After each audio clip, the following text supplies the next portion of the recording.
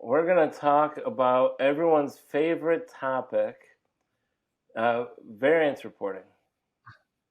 So, Kimberly, talk about first of all, let's define variance reporting, right? What we did within our consulting organization is we would monitor what did we think was going to be billed last week, and then what was actually billed.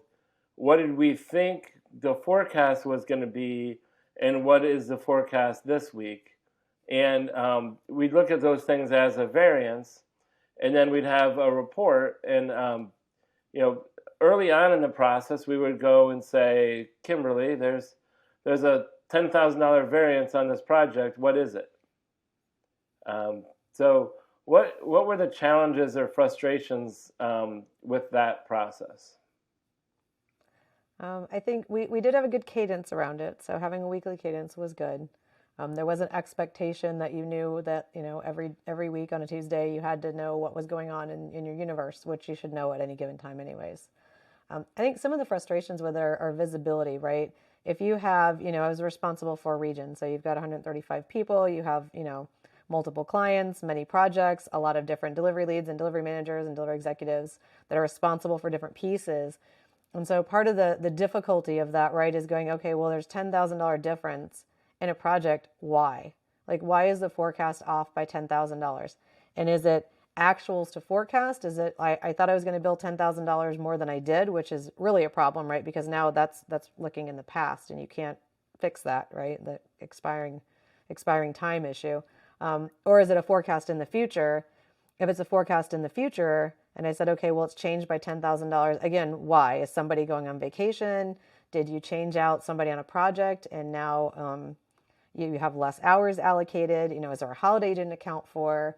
Did, the project get pulled in by a few days? There's all these things that can cause that, right? And usually it wasn't $10,000. It was generally something bigger and scarier. But there are all these things that can cause those variances to happen. And so not being able to anytime we have a variance, you had to kind of put your Sherlock Holmes hat on and get your spyglass out and go, okay, let's go dig through all the information that we have and try to figure out where did that $10,000 go, or that $50,000, or worse, that $100,000 to $200,000, right? Where did it go? Is it really gone, or is it, did it move somewhere else? Like, what happened to it?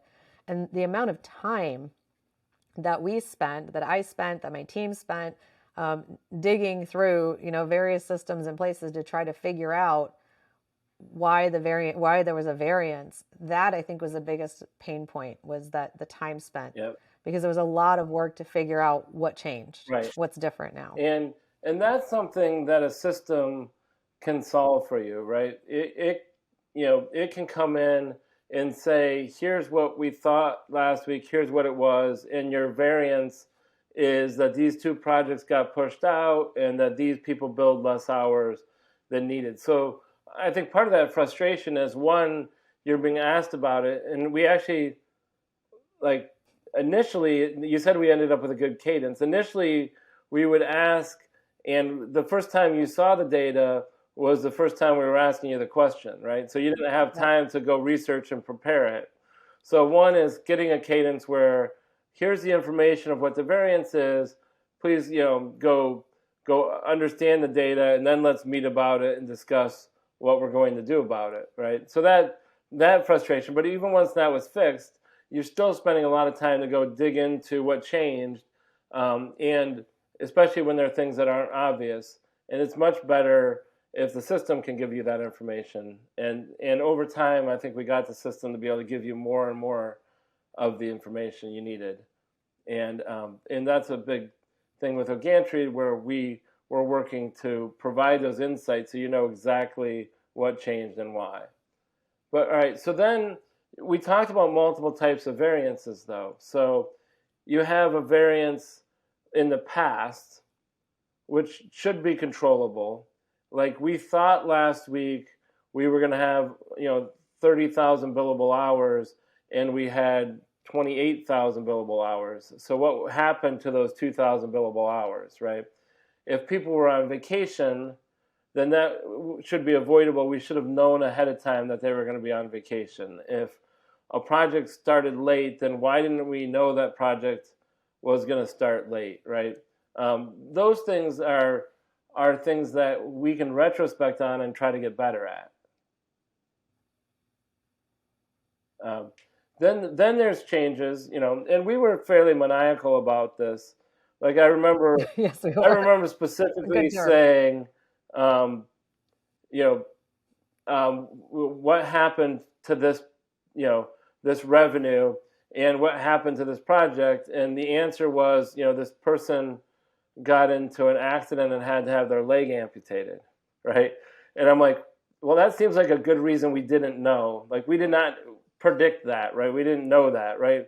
So ultimately, you want to get down to how do we have as small a variance as possible. It's not avoidable, but you want the variance to be the unavoidable things, so that and not the things that are just going to kind of bleed you dry as an organization, right? If you're always off by a couple hundred hours that are controllable, then in the end, it all adds up and you have less money to be resilient when there are good reasons for a variance.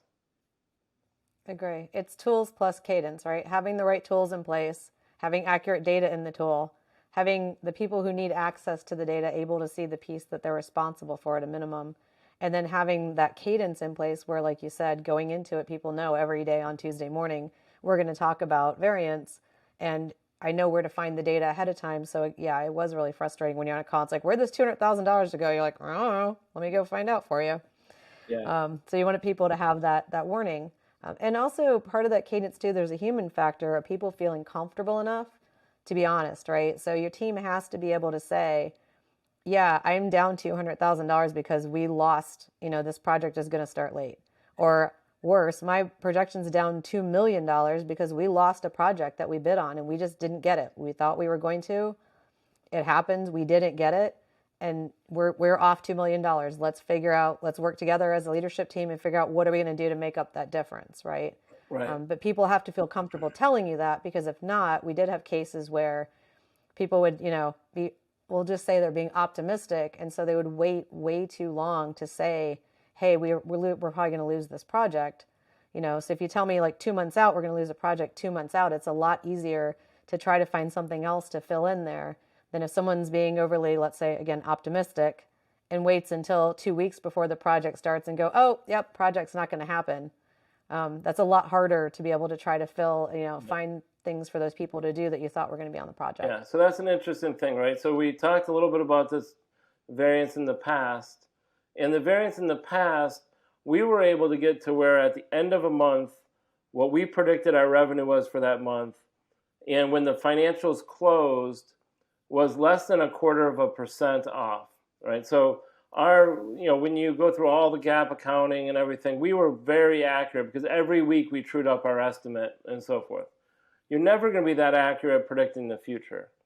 And in the future, most things are guesses, right? Will this person take a job? Will we be able to hire enough people? Will we win these projects?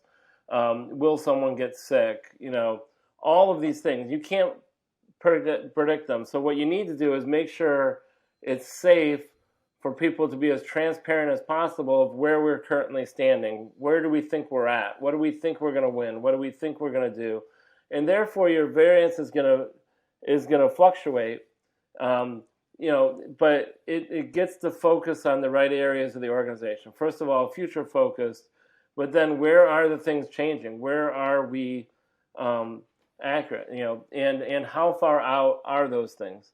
Because there's a lot of things you can do if you have the right information, and you can then have a team of people that can swarm and solve a problem. Yep, absolutely. So, I'd say the frustration in the past is, if you have the right information, then it's getting to, you really need to use that as a continuous improvement type thing. How do I get better at estimating that? In the future, one of the frustrations I know is, I thought I was, 80% likely to win this project, and now I think I'm 75% likely. And all of a sudden, someone's asking me about it. It's the person didn't email me for a week, So I feel less confident, or the person got promoted, so it might slow down the project. There's all kinds of things that happen, and I think in that, having a cadence and really making it something that everybody is like holding each other accountable to, but also collaborative in the problem solving side of it. Absolutely. So I think, And yeah, I, go ahead. no, say like the view thing is interesting too, because we talked about where we got to a place where we had a better view, but we never. I mean, we already talked about we built Ogantry for a reason, right? We never. I don't think in the past, up until we built Ogantry, we never had some of the views that we have now, where you really can see like the differences, and it's easier to hone in on what's causing them.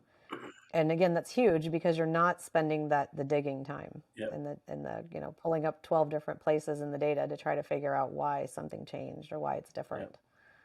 yeah. And Kimberly said earlier, and I think it's a big key is um, everything we do is systems and cadences, right? So, do we have a cadence that makes it operational and helps the organization consistently work toward solving these things that aren't things that come and go. They're parts of the business that are always there, right? Variances or capacity planning or people staffing, or all of these things are always happening in the business. So let's get them on a cadence. Let's have a system that gives us all the information. Let's build that into just the way we work as an organization, so that we can spend. And what that does is, if instead of trying to like have to think about that when there's crises, that's all happening as kind of background noise to how you're running the organization, and then you can use your capacity to be creative and to solve problems and to help clients and to help people and so forth. So doing these things, if you know us, Kimberly and I are both very creative, people, but we've learned to put the structures and the cadences around the business so that we have the freedom to spend our time doing those types of things.